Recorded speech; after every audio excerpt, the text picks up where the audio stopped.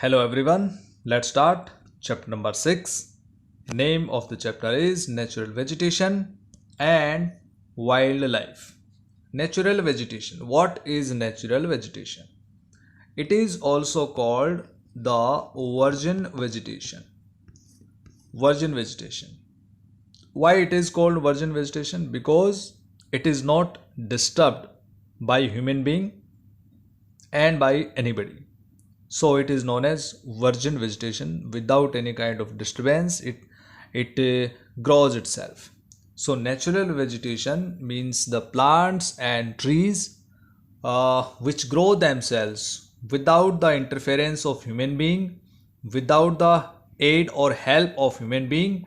They grow themselves in the natural environment, natural climatic condition, that is known as natural vegetation. Virgin vegetation, those plants you means plant them, the trees you plant them, the crops you grow in the field, right? You care them. So not counted as natural vegetation, they are not included in natural vegetation. So natural vegetation found in the forest, because we do not plant them, we do not care them, we don't uh, water them. So simply according to the natural climatic conditions, they grow themselves in the particular environment. So these are known as natural vegetation. What is wildlife? Wildlife means animals and creatures found in the natural vegetation are known as wildlife. So let's start the chapter. If you have a journey by a train, so if the train passes from a forest, you can observe the different kinds of trees found in the forest. No one forest is having same kinds of trees, right? Varieties, different varieties are found of the trees and different species of plants found in the forest. And another thing, that forest of central India are different from the forest found in the Himalayas. The forest found in the southern India are different from found that in the northeast. So why this happens? It happens because of the different kinds of natural climatic conditions. It means the trees and plants grow themselves according to the favorable conditions, favorable geographical and climatic conditions. So natural vegetation found on the earth are not same all the places, right? They are different from the different parts on the different areas in the world. Why this happens? As we have talked about, that geographical and climatic conditions. Clear? So there are three kinds of natural vegetations. These are: number one, forest. What are forests? Which grow where temperature and rainfall are plentiful to support a tree cover. Depending upon these factors, dense and open forests are grown. So first is forest. You have seen the forest. Second one is grasslands. What are grasslands? Grasslands means the large areas covered by grass. Large areas covered by grass, you can see in this picture. This is the image of grassland, which grow in the region of moderate rain. They grow in the moderate rain, areas of moderate rain. Third is shrubs. Shrubs means thorny shrubs and scrubs grow in the dry region. These are small in height and in size because they get less water, and they also grow in the dry regions where there is rainfall is very less, and no favorable climatic conditions for the long and big trees. So shrubs are found in the dry regions. These are thorny small plants and also known as scrubs. Clear?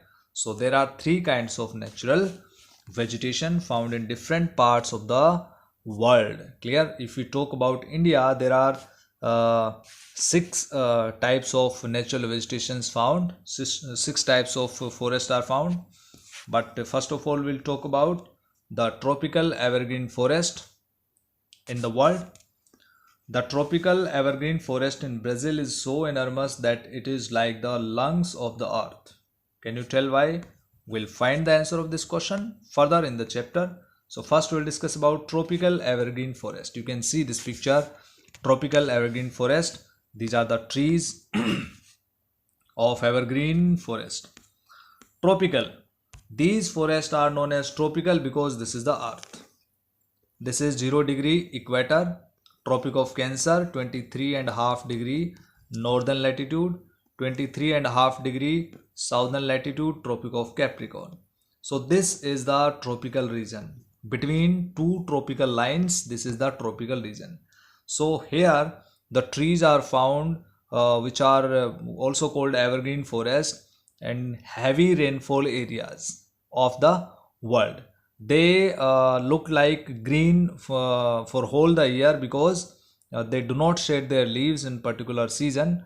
So gradually means continuously some trees means shed their leaves sometimes, another trees another time, and in this continuous way the trees are getting new leaves and shedding the old leaves. In this way the trees are looked green, clear, whole the year. So these this is the reason that these are known as evergreen forest. These forests are also called tropical rainforest.